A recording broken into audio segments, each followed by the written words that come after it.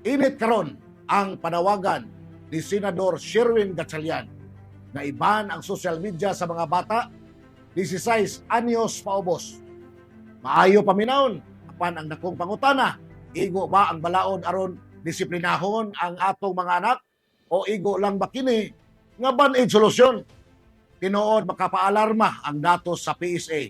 Sa tuig 2022, kita ang maong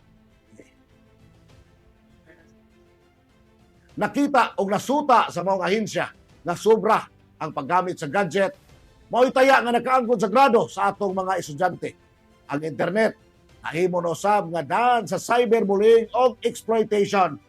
Apan, bisan iban sa gobyerno ang TikTok, FB, ang Roblox, ang mga bata abti kayo mangita og lutsanan gamit ang teknolohiya.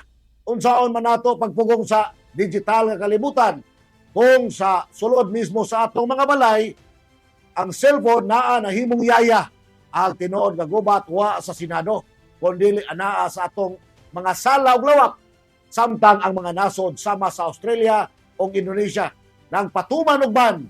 Dili nato dapat kalimtan nga ang gobyerno dili pulis na makasuod sa matag kwarto sa atong mga anak. Ang balaod usa lang kataming apan ginikanan mao ang tinuod nga sundaw nga dapat magiya sa atong paggamit sa teknolohiya. Imbes nga magsalig lang kita sa ban, kinahanglan natong balikon ang tradisyon sa pag-istorya o pagmonitor sa atong mga anak. Di nato yasa sa balaod ang trabaho na kita mismo ang dapat bubuhat.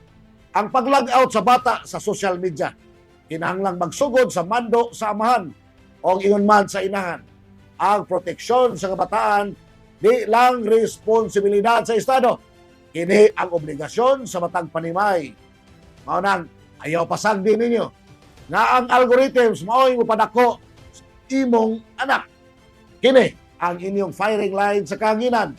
Arnel Bakalan para sa Komentaryo on the Dot. TV is a proud member of Philippine Press Club Incorporated